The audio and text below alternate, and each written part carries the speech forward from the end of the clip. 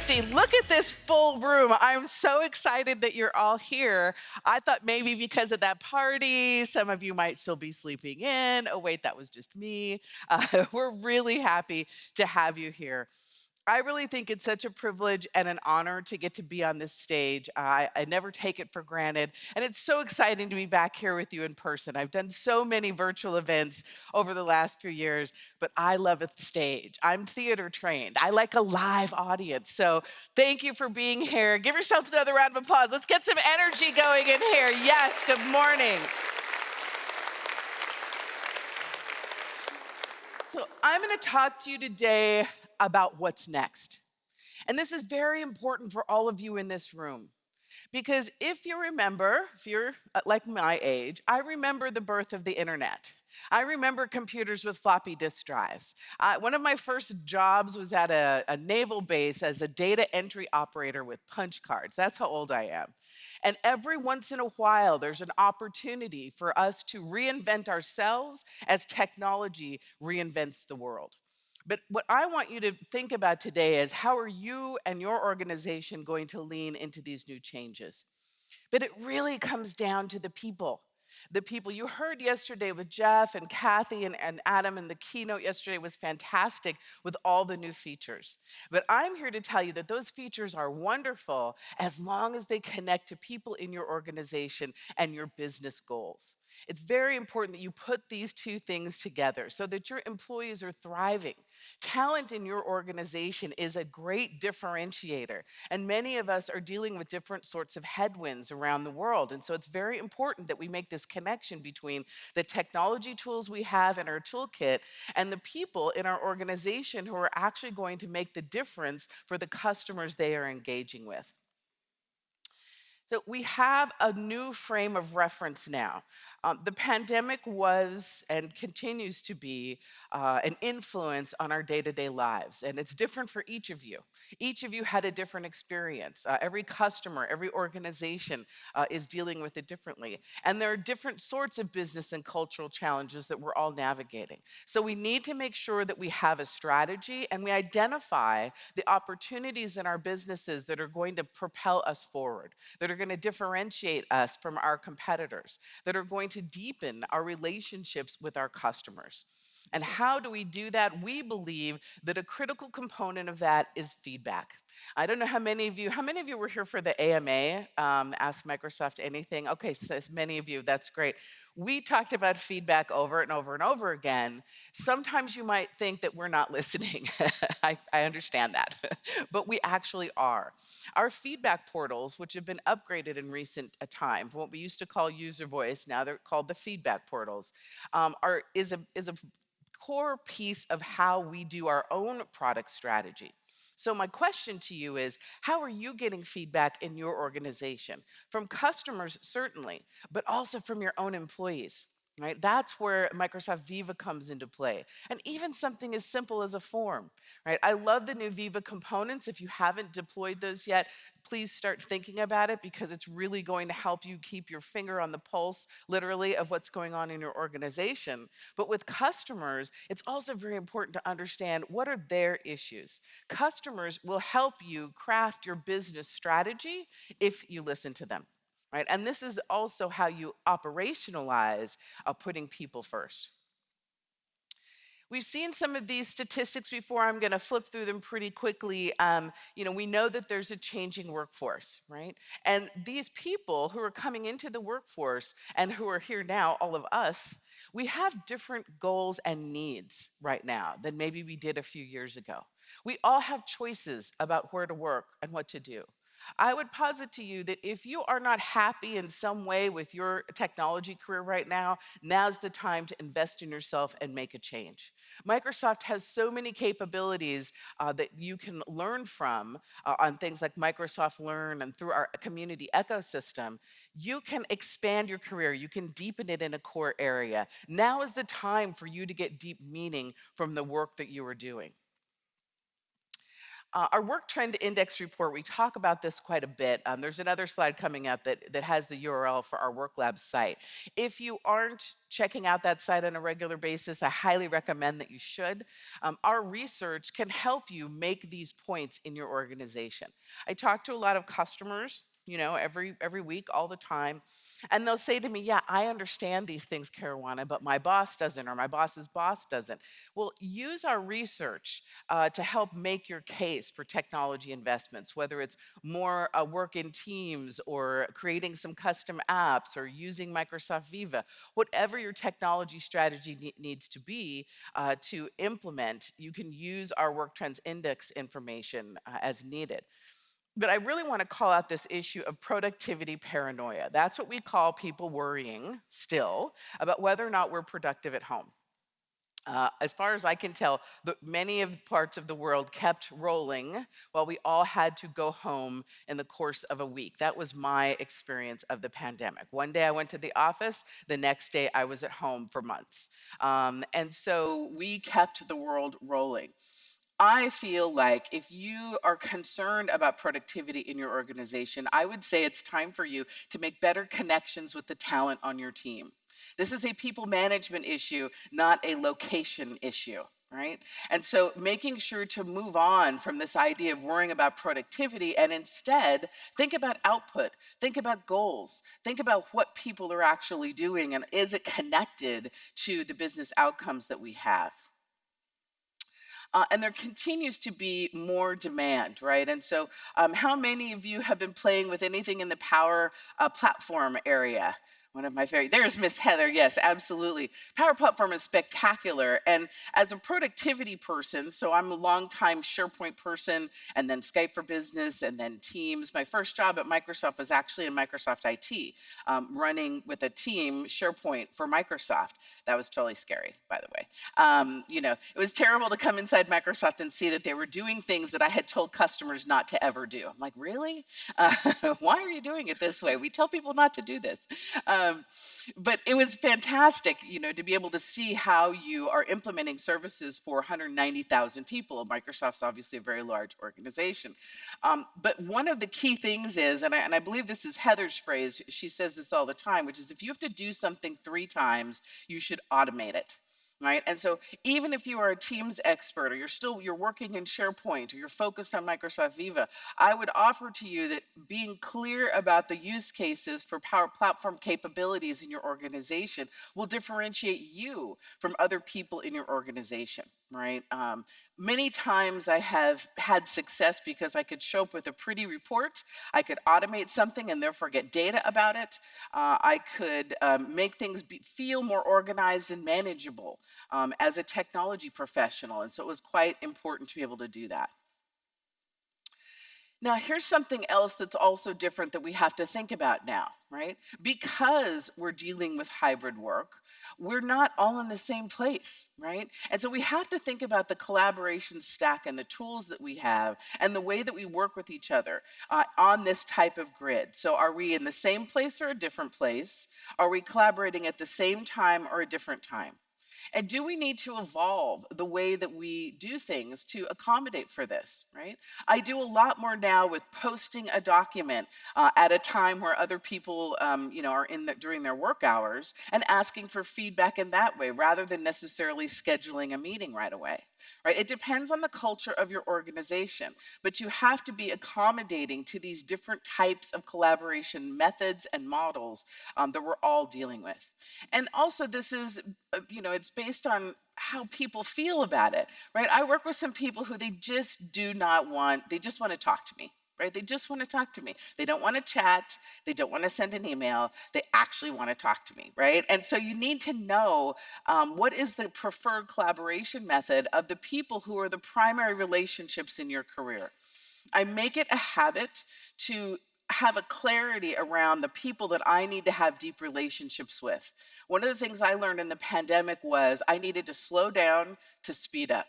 I needed to slow down and identify what was necessary to work on, what were our priorities, so that we could then speed up. Because at the beginning of the pandemic, it was just like, I've never been through anything like that in my career. It was madness. But what I learned from that was, hey, there are certain relationships in my organization that I need to invest in. And I would ask each of you, when you leave this conference, think about who are the top 10 people in your career, in your world, inside and outside of your organization, that you want to have deep relationships with, either because you learn from them, you need to take care of their needs, or there's something that there's a mentoring relationship there. Like, think about this and be mindful about investing in those relationships in ways that can really transform your life. All right, so let's now move on to the technology vision, some of the tactics, and how we need to lean in for leadership on this. You know, there's lots of things to build, but what we have to do is figure out, what does the world need? And I would add to this, what do you need? What do you need in your career? What does your organization need, again, to differentiate itself as you move forward? We like to think of these 10 different technologies that are available to us at Microsoft. And you'll notice I'm talking about the Microsoft Cloud as a whole, right? I'm not just talking about Modern Work or Power Platform or Azure or the developer experience. I'm talking about all of it. Now, I am not an expert, a deep 400 level expert on all of these areas. I've picked areas to be a subject matter expert in, but I understand the way these other components affect what's happening. And that's what I'm asking of all of you. Now, right now, we're going to talk about the metaverse itself, because it's the least defined, newest thing that is going to come and transform how we're interacting with each other and interacting with our customers. Now, the first thing I'll say is, we have a position at Microsoft on what the metaverse is like. But I will tell you, it's a position that's an early vision. If anybody tries to tell you that they definitively know exactly what the metaverse is going to be, they're lying. They're lying. You can't know. You couldn't have known what the internet was going to be before we got here today. It's not possible. But it's going to be up to all of you what the metaverse is going to mean. Right? We are the ones who are going to define this. But I am going to share with you Microsoft's vision for the metaverse as a whole. So let's take a look. Imagine our world today. People, vehicles, businesses, buildings, hospitals, factories, entire cities, and the billions of devices that connect us to this world and to each other. This is the physical world. But what if we can replicate that physical world into its digital twin? A digital twin that is bound to the physical world in real time, that we can experience in mixed reality, that we can collaborate with, that we can run simulations on and find what is important to us, that we can apply AI to learn, predict, and act, to save time and money, to reduce carbon, to preserve natural resources, to improve safety, to bring us all closer. This is already happening today. Across the world, organizations are taking advantage of this new wave of innovation that trends to an interconnectedness that enables the metaverse. Everything modeled in the metaverse mirrors the status of its physical twin, including the interactions and relations between everything else. By applying the power of the cloud, we eliminate boundaries of what this can do. The potential is limitless. We can now track and analyze data from connected environments to identify patterns, trends, and anomalies. We can now simulate any possibility, evaluate outcomes, determine the impact of any change or condition. We can now harness AI to perceive the physical world, to improve and automate tasks, to give superpowers to your frontline workers. We can now give everyone in your organization the power to build apps and workflows, to collaborate with each other in this virtual space, to share and receive expertise at the right time with the right context in front of you, to move through the physical world and get relevant information about its digital counterpart when and where you need, using mixed reality. The Microsoft Cloud brings these capabilities together with the limitless computing power of the cloud and intelligent devices at the edge. and creates this framework for building immersive and impactful digital twin, mixed reality, and metaverse solutions. So that's a vision for what the metaverse can be. And a good deal of this is happening today. The capability to create digital twins of our universe already exists for predictive analysis, for monitoring, and modeling. But we like to think of it in these three pillars, right? There's a consumer metaverse, a commercial metaverse, and then the industrial metaverse. So, how will these three types of metaverses impact you and your business? Right? So we have this idea that the consumer metaverse will enhance that social and entertainment experience, right? And but it also includes well-being. And this is something that I feel is a differentiator for Microsoft. We are building our metaverse with trust, accessibility, and diversity and inclusion from the ground up. This is incredibly important to our mission in all of our products, but certainly in the metaverse itself. In the commercial area, this is where you find some of the hybrid work capabilities. I'm going to show a little bit more about mesh and immersive meetings and what have you. But it centers on this collaboration capability, and then the industrial metaverse, as we were talking about, right? Using human data, predictive analysis, and AI to enable us to have a better understanding of our reality. Now, what I want to do here, I'm going to do something else really quickly. Is go here. Um, as you think about how to build for the metaverse, think about these capabilities, right? So this is a menu of options that you need to think about. How will they impact your particular business, right? How we're going to use the metaverse and virtual appointments and immersive spaces in healthcare is different from how we're going to do it in a supply chain or a manufacturing environment, right? Or in commercial construction. So it very much depends upon your industry. And this is important to note because for me, like I started out as an industry expert. I started out in the legal technology space. I taught lawyers how to work in WordPerfect. Yeah, I'm still standing here. I won't show you the scars from that experience. But the thing is that if you have experience in a particular industry, this is going to be very important going forward, right? Not only because of what we're doing in the metaverse, but because of our industry clouds. You may have seen some of the announcements about the industry, the Microsoft 365 cloud for healthcare, for sustainability. More of those are coming, right? And so you have an opportunity from a career perspective to leverage your knowledge in a particular industry as you continue to develop your career. Right? A good deal of why I'm even on this stage today, besides the community as a whole, is because I took that knowledge of a particular industry and applied it to the technology and started blogging and talking about it and what have you, right? And so I used that to propel my own career. It was also fun, right? I did things that were fun for me. So I encourage you to do the same as you think about these capabilities and how you might leverage them in your own organization. And then, of course, here's the technology stack that enables those capabilities. Microsoft Mesh and the HoloLens, Power Platform, Azure AI. This list of capabilities is here today. Probably the most talked about, but the least ready is what we're doing in collaboration. But the work that's happening in Azure and with those digital twins that we talked about is quite mature already. And you can model these environments. And one of the reasons I want to bring this up is these are new skills that some of us have to learn. Right? For instance, as we talk about creating immersive worlds in a commercial situation, we will need to understand how to do 3D design. How many of your organizations have 3D designers in them right now? Okay, like 2%, right? This is an opportunity, right?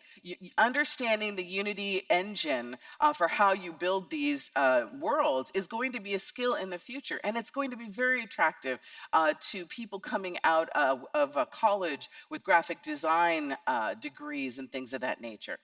Now here, of course, we're building these, this is a programming language, and of course there's a tremendous amount of capabilities that are available today.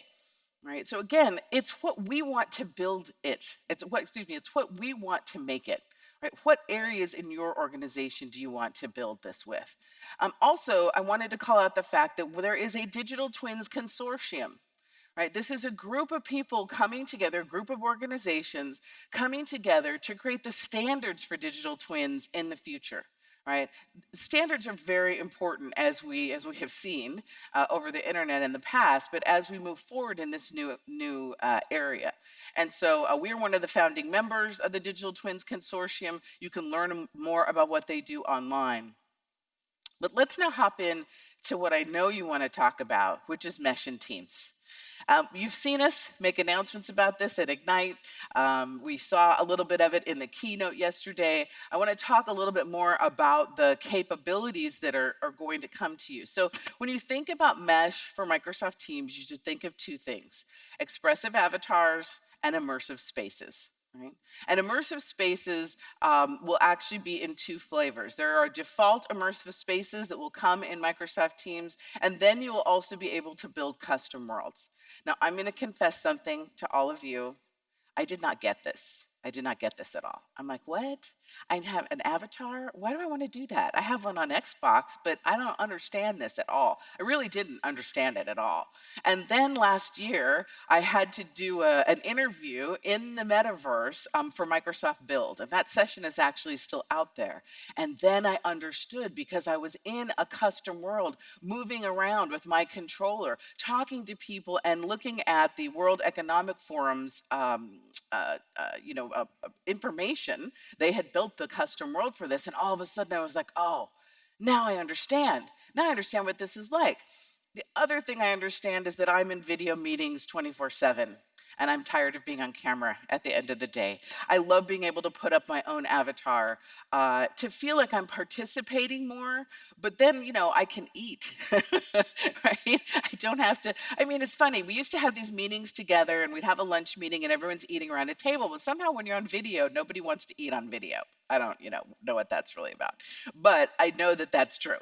And so, having these expressive avatars allows me to balance my video fatigue and stay engaged even when my camera is off. Now, the avatar builder, as you saw a little bit about it yesterday, is really designed to allow you to have different types of presences. So I have 3 or 4 different avatars. One of them is dressed pretty, kind of professionally. Another one, I have my hat on backwards, right? It just depends on who I'm with. So it allows me to express myself in a creative way. And that is what makes it feel inclusive. Because I wasn't convinced about avatars until I was able to go in and create one that actually looked like me. It has my skin color, it had my braids. I really felt like I could create it in my own image. Now, you don't have to do that, but I wanted to, and I was able to. Right? So that inclusivity, being able to be seen and heard in ways that work for you, is really what this is about. Now, when we think about these immersive spaces, this is going to be very interesting. And I know that this is going to be some change, right? Some change management that's going to be involved to understand what this is like. And I'm going to encourage you, as we release these, to go in and practice with friendly people so you can figure out what it's like. But I love this ability to be able to do these whiteboarding exercises, to move around the conference room, to have the presentation be shared, to be able to annotate presentations and data and information right in that virtual space. And I want you to think about this in one particular scenario. So my team delivers what's called the Teams Emergency Operations Center. It is a template solution that allows you to manage incidents. It's designed for disaster response. It came out of my group's participation in our coronavirus response, but you could also use it for IT incidents or what have you. It's a free template out there on adoption.microsoft.com. Just hit GA so you can go and find that. But imagine doing incident response in a virtual room like this. So it's not just the phone, right? Now, if you have first responders out in the field, they're probably not going to be in the virtual room, right, due to bandwidth restrictions. However, the actual core incident response team, the incident commander, the communications commander, these sorts of people can be in here, and we can gather information. That template is free. It's free. Go find it, go use it. I'm trying to make sure that all of these large and small organizations have access to this sort of technology. But you can think about how incident management, collaboration, campaign design might be different when you are working in this way. The other thing to note is because of our commitment to accessibility and inclusion, you don't have to have a headset. You don't have to wear a headset if you don't want to, right? There is a two-dimensional experience that you can see right from your computer, right? If you don't have a headset. Now, if you do have a headset and that's something that you like to do, or your organization has provided you with one, or you have one on your own, you will have a more immersive experience, right? Because you have the headset on, and that deepens the three-dimensional experience. But you can still participate directly from your machine. Right, we felt that that was very important. We didn't think that it made sense that everybody should have to have a headset to participate in the metaverse. That you don't have to have that. That's an added component. And the other thing to think about here, I want this to go, yeah, is that we are building in reactions, right? And so the reactions of the avatars, the ability to customize your own avatar. Again, I imagine that in the future we will have additional store modules. Maybe you might become a partner that designs three-dimensional clothing or other things for our store as it comes along. There's just a lot happening in this space. Right. And so as we continue to release these components, right now we're really focused on the release of the avatars. Next will come the immersive meetings. These items are on our roadmap. You can find it on the Microsoft Teams roadmap at the M365 roadmap site. And we'll continue to do this to share information about this. But it's really all about these scenarios, right? So the tech is cool. Like, don't get me wrong, now that I understand it, now that I've experienced it, and it's been meaningful to me, now I understand how cool this is. But what really matters is pick a scenario in your environment where you can begin to test this. Is it remote assistance? Is it training? Are you going to do some meetups with different types of customers? I recommend that you focus on a scenario that's internal first to practice and gain some skill. How many of you have internal champions communities or a user group or something inside your own organization? How many of you do? Okay, that's good. The rest of you, you got to do this, right? You have to build a champions community inside your company. Why? Because your IT department is never going to be able to answer all these questions. Right, the IT department is going to be busy governing, right? And I'll give a session on M365 governance after this today.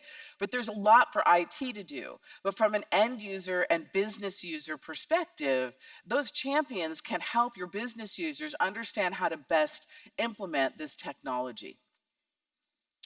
As I mentioned, there is this, you'll be able to have this link in this session in the HOVA app afterwards. And in the build into focus session, you can see an example of the custom world that I was referring to.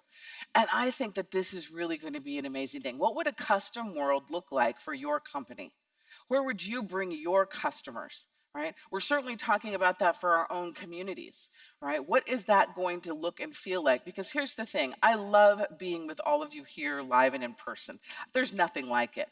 But one thing we did learn by doing virtual events is we democratized access to information. There were many, many people who were able to participate in Ignite or these various community virtually produced conferences who were never going to have the travel budget to get to these locations. And so there is a place for the hybrid custom world that actually allows for this sort of thing.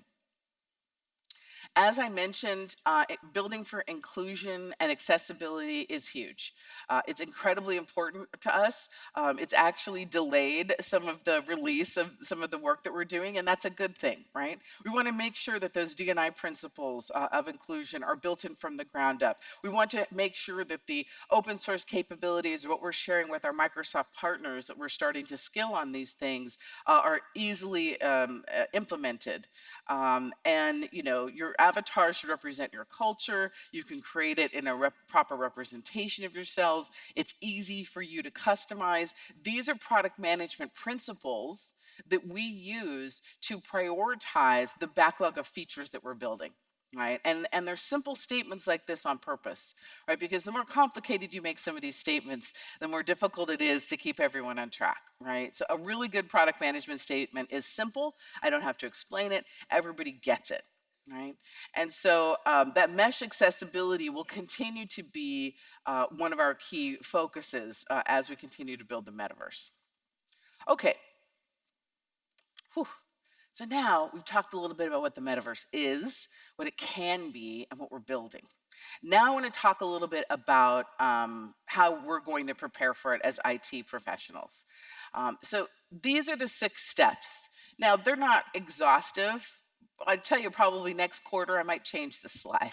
But as I see the world today, this is what I think needs to be done so that we can be ready. Because I'll tell you, I didn't really feel ready for the internet. Right, I was already in technology when it was born. When the cloud came, I didn't necessarily feel ready. I didn't think of it with as much depth as I probably should have at the time, given how the cloud changed my life particularly. So this time we have an opportunity to think ahead.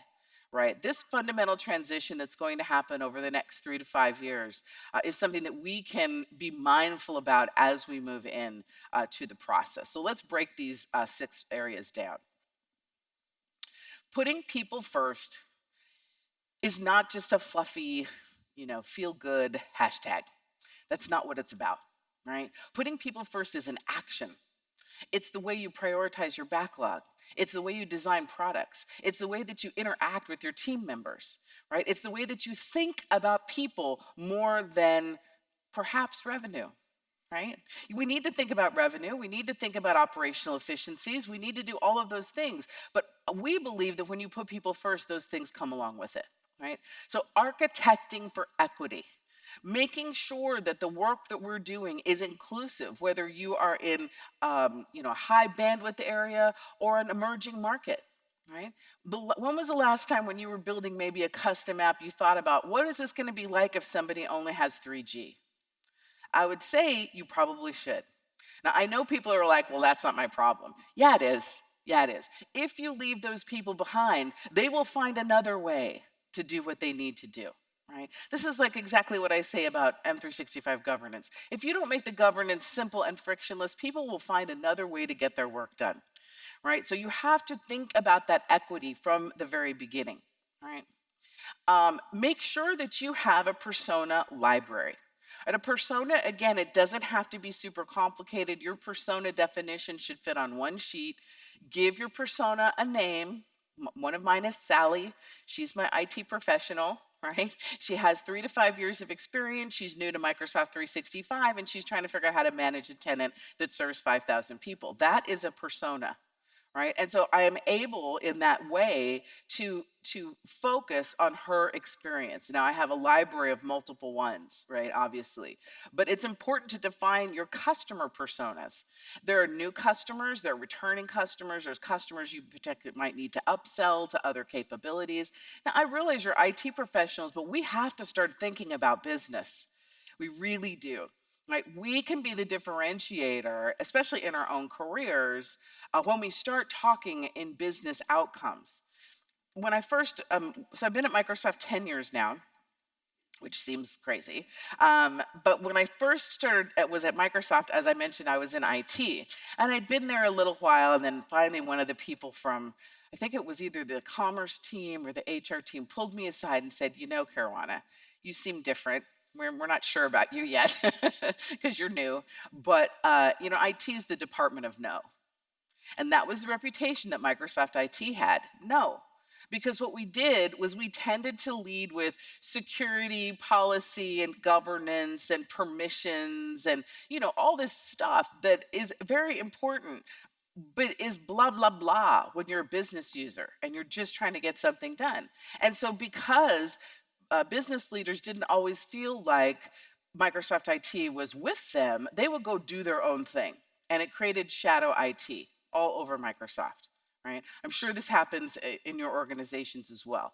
So how we were able to change that was by having in IT people who were experts in a particular area of the business, right? Mine happened to be sales solutions, although I worked across several of them, to work with those business leaders to understand what their actual needs were before, before we said no, right? So making sure that having those clear personas helps you do that as a technology from a technology perspective. I can't, every time y'all are seeing me, I'm talking. I'm talking online, I'm talking on Coffee in the Cloud, I'm talking at the booth, I'm talking, talking, talking. But when I am doing my primary job as a business solution architect, I don't talk as much. I listen. Listening is my superpower. Ask a question. What is it that you need to move your business forward? And then don't say anything for a while. Let them figure it out themselves. Let them share ideas. Build the trust with those business users in your organization so that you can begin to understand what this could all look like going forward. Now, frankly, this could apply to modern work or power platform governance, or this could apply to anything, but it's going to be very important when it comes to the metaverse because we are going to be ideating something brand new. And then, of course, we do need to review our security and organizational policies, right? Mesh and those capabilities. We will have IT admin policies that will be in the admin center that will allow you to control where that app shows up. And also as we do things like meeting templates, being able to configure these things in advance, all of those things will need to be reviewed as well. But remember, we're trying to build for people. Because what we know for sure from our research is that employees who feel engaged with, employees who feel like they have a say in their own future, employees who feel like you actually are listening to them will create a better customer experience. Right? And that's a differentiator. It is extremely expensive to lose employees and have to retrain them. Attrition is expensive. So you want your employees who have that institutional knowledge of your organization to feel engaged. And again, of course, we can use the capabilities in Microsoft Viva to support this as managers. I certainly do. But it's also about a culture and ethos in your organization, right? Belief-driven employees require a new value proposition. Restate your value proposition with even just your own team. Maybe this isn't happening at the big level in your organization or in your company. You can do this and state that value proposition right with your own team. As I mentioned, you can use our research to help you with this. Microsoft.com Work Lab. This is an awesome site with all of our research around leadership and culture. There are worksheets that you can use. There are downloadable articles. There's all of the data that you need to help make the case for why we don't need to be focused on productivity paranoia, but we do need to make sure that we're engaging properly with our employees and that we're making sure they have a vision. They feel invested in what we're doing together, especially as we move forward to build the metaverse together. Okay, the second part here is identifying scenarios. Again, this isn't rocket science, right? That we've always supposed to have been identifying scenarios to build against, but you'd be surprised when people never do this, right? We did a tremendous amount of rapid Teams deployments at the beginning of the pandemic. My team worked on a good deal of those, especially in government entities. And then we had to go back and kind of polish those, right? Because people just turned on Teams so that they could have meetings and chat with each other. They didn't know anything about anything else. And some people have still not done much else with it. My suggestion is that if you want to get more out of Teams in modern work, you do need to deepen your engagement in Teams and channels. You do need to include Power Platform capabilities in your Teams. You do need to make sure that people know how to interact in those channels and save files in the right places, right? But this is about the scenario and customer service and incident management and creating RFPs. All of these are processes that can be improved in almost every company, right? So it doesn't have to be a very complex scenario, but it does need to be improved. And then you can think about how will the metaverse impact that, right? What would it be like for your customer to get help on your product in a virtual environment, right? Would that work for you? What would that look like? Let's start thinking about it, right? They need to be actionable and foundational scenarios to use for experimentation. And as I mentioned, you want to experiment in your own organization first. Maybe you have a customer advisory board or a council of trusted customers that you already get feedback from that you can begin to ideate on this with. If you don't have a customer council, you probably should. It's a really important way of getting feedback. But it does involve rethinking some of the traditional boundaries between organizations. We had some conversation up here during the AMA, but also before around identity, right? Guests and external guests, and teams connect our shared channels and what have you. I will admit that our identity conversation requires some additional clarification, and we're going to go back and work on that so that it will be more supportive of understanding how you're going to bring people into these virtual experiences appropriately and with the right kind of governance. So we did hear that loud and clear. But the example scenarios that I've listed there, even being able, for instance, to look at a three-dimensional model of something that you're manufacturing with a partner, right? Because not all of us work alone anymore. We have partners in our business structures that help us to deliver value for our customers. And so how are we going to make sure that we're transforming those business experiences? This just gives you an example of some of the different types of scenarios that are available to you. But again, pick another one, right? Go ahead and pick something different. But these are some that we know for sure are ripe for transformation, where the metaverse can create a new and additional way. This doesn't mean you won't have a telephone conversation with someone. This doesn't mean you won't share an email with someone. It means that this will be an additional way of having interactions with customers, partners, and each other. Okay, so let's look at our partnership opportunities. So, now is a time where we get to reimagine the kinds of cooperation and competition that exists in our business spaces. You might have seen at Ignite, we announced that our Teams meetings capability will be available for the high-end headset that Meta is creating. I think that surprised a lot of people that we would be working with Meta, which was formerly known as Facebook. But it's a new area. And I encourage you to think about, in your own business space and in your career, are there places where you could be learning from other people that might have formerly been your competition? Are there areas where you could come together to create a shared customer experience, right? Every single thing I'm talking about is going to require IT and technology professionals to lead the way. We are the pioneers of the metaverse right here in this room right now. It's true. So it may not excite you yet, right? Because you might be like me, like, what is she talking about? This is just such whatever. I won't say a bad word from the stage, but I'm telling you, when we get you in there and you can see the opportunity, and you can see how customers are excited about it. As a technology professional, I think there's a certain degree of cynicism that's kind of built into me as an IT pro. Like, oh, great, this is one more thing I'm going to have to manage. But actually, this is one more area where I'm going to be able to expand my career, help my nieces and nephews have a technology career because they are graphic designers and they can be building custom worlds for us, right? There's more than, it's about more than just us. It's about the next generation of technology professionals. It's about how we can be more inclusive of people in emerging markets who have these amazing creative ideas, and how we can make sure to partner with them to build what's next, right? So make friends out of your competition, right? Share time and knowledge. Do you have, of course, we have our Digital Twins Consortium. Is there a consortium in your industry? Should you start one? Right? There are opportunities for leadership everywhere in this space.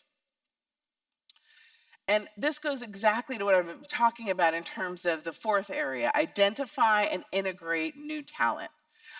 So again, some of you have some 3D designers in your organization, but many people do not, right? Many people do not have that. And so 3D design skills, world builders, creative talent, and developers who will understand how to implement some of these capabilities, right? You want to reward these people, because here's the thing.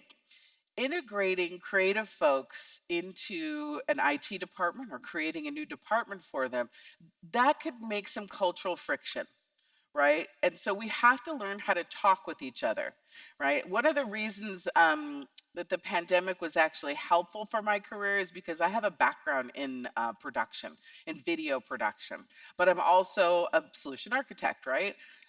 The amount of people who can talk event production and who can talk teams at a deep level, there's not all that many people who can do that, and it created a new role, right? I'm a technical story editor for a good deal of what we do at Ignite in modern work. That role didn't exist before, and so you may have roles in your organization that don't yet exist that you will need to create, and you could have one of those roles, because it's going to be about how do these new folks who come into our IT world understand the way that we approach things, right? Because we tend to be sometimes more structured, right? And creative people have creative ideas, right? So how do those two things work together? We have to be open and have a growth mindset and embrace this newness as new people come into our organization. But recruiting this talent right now is maybe reasonably easy. In 2 years, it's not going to be easy at all, right? Because the demand for this kind of talent is going to go through the roof. So it's definitely something to be thinking about for yourself, for your organization. If you've ever wanted to bring some of this creative capability into your career, now is the time to do it. We also want to make sure that we're preparing the IT department, right? So again, when I talk about mesh and the immersive worlds, or when we talk about immersive spaces, there's going to be IT policy involved, there's going to be governance. Do you have a standard of care or a code of conduct? So every Microsoft event that you go to, and including this one, it's a third-party event, we have a code of conduct for how you're to behave, right? And so that's important. Does your organization have a code of conduct for how to behave online? And you'll need to update it to include these virtual experiences, right? There's going to be prioritization that needs to be done against other operational work that needs to happen, right? With all of the flood and the pace of change of new features that are coming your way, whether it's the 450 new features in Microsoft Teams and another 400 coming, Microsoft Viva modules, everything happening in Power Platform, we realize that it is an ongoing fire hose. And so you're going to have to balance your metaverse work against those other things, which is why picking a scenario is so important. Right. And you want to make sure that hopefully you've already embraced agile service management. The days of waterfall planning of projects in IT need to be over. We can't operate that way anymore. We need to create a minimum viable product and get that out to folks and allow for feedback and be iterative. And hopefully in your organizations, the idea of being a service owner or a service manager is something that you're already familiar with. If you're not, you can check that stuff out. If you put my name with Agile Service Management, you'll find stuff online. I probably haven't updated it in a little bit, but the fundamental principles of who owns Microsoft 365 in your organization and how is that work prioritized is important. And so making sure that you're not trying to boil an ocean, but deliver ongoing value quarter over quarter as an IT department is really important. Um, and then tenant hygiene. I can't talk enough about tenant hygiene. Please clean up your tenants, right? If you don't have automated scripts that help you offboard people, if you aren't using packages to assign policies, there are 1,000 ways in the Microsoft 365 tenant admin experience that we continue to improve that will make you managing your tenant an easy thing, easier, right? It definitely, and PowerShell is something that you need to be familiar with, so that if you're a new administrator out there and you haven't played with PowerShell, make sure you do. There's some fantastic MVPs who make PowerShell their area of expertise. You can find their information on YouTube. You can find information from us, but you have to make sure that the identity, the guest policies, and your tenant itself is hygienically ready for everything that's new. At the end of the day, though, we have to continue to transform. These new capabilities are coming. right? They're absolutely coming, and it's time for us to be open to this experimentation and capture the insights that will allow us to know what's working and what isn't. The first experiments you do in the metaverse are not going to be good. Just accept that. It's okay. That's how you're going to learn. That's the definition of the growth mindset, right? Being able to experiment, being able to check things out. Um, but what organizational feedback tools do you have so that people can give you information, especially on these particular experiments? But I would argue that this is important all along. We have feedback tools built into our product that you can turn on or off again in that admin center, in the M365 admin center. And that feedback goes into your organization, and then you can control whether or not we get to see it or not. So I highly encourage you to go check that out. But especially for these particular experiments in the metaverse itself, making sure to have a systematic way of gathering and analyzing and prioritizing feedback is very important. It is only our imagination at this point that is going to pay up any limitation of what the metaverse can be for us. It can be inclusive. It can be the best of what we have to offer. It can allow us to reach new customers, new partners. It can allow us to deepen and expand our careers. But we have to decide that's what we want it to be, right? It's no different than, of course, we know that on the internet, there are dark places on the internet, but many of us aren't there. We're other places, right? We're in communities that are so uplifting and engaging. We're in curated feeds of information where we get to learn and expand ourselves. But it's really important for us to lead with empathy and inclusion. This is what's going to make you different from your fellows. This is going to differentiate yourself from other IT professionals. It's important for you to have empathy for emerging markets, for your colleague down the hall or across the world, and for yourself. We have been through so much together, right? The fact that you are here today is a triumph, right? And it's important for that empathy to come through as you think about everything that's next. The metaverse isn't just for work, and I want to share something that we did briefly, because the metaverse can also be so inspirational. Some of you may know the name Breonna Taylor. She was unfortunately killed in a police raid that was not well executed. And we used our metaverse capabilities to not focus on her death, but her life. We allowed people to leave messages for Brianna in what we call Brianna's Garden. And you can download this app. It still exists today on Google and in the Apple Store. But this creative way of focusing on the positive, using the metaverse to bring people together, focusing on something that is important about how we go forward together, is very important. And it allowed us to really take this somewhat corporate, if you will, idea of the metaverse and step outside of that kind of boundary, right? And connect with people on a human level. I would argue that that's exactly what the metaverse is for. This is how you'll create meaning for your customers. This is how you create meaning for yourself. Think about how you are architecting connection. All right, this is what this is about. I am so excited about everything that's going to come next from Microsoft on this. More announcements and case studies, our preview programs, our developer preview program. I'm going to put up the money slides of all the links, so get your phones ready here so that you'll be able to see these. But what are you going to do in the metaverse? Think about this. How is this going to change your life?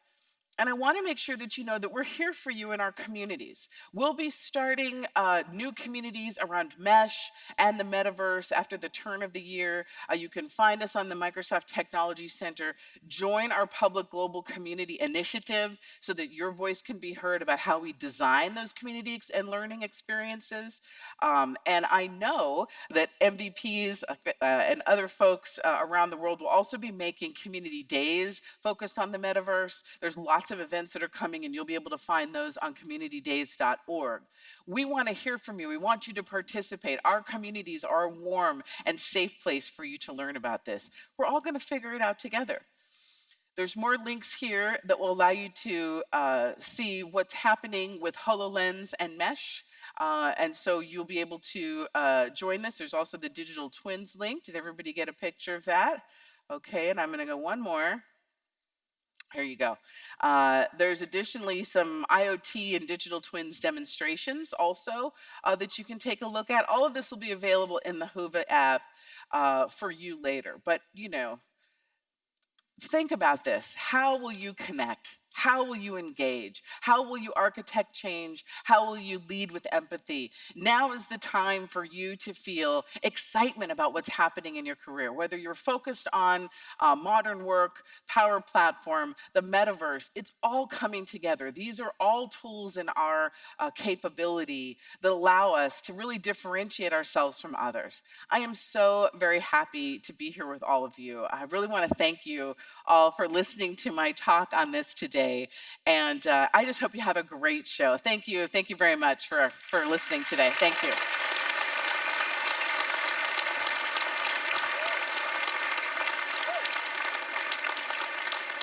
I'm going to quickly just say, make sure that you rate the sessions. Please use the Hoover app. And thank you to our organizers who put together such a great keynote space for us today. Thank you.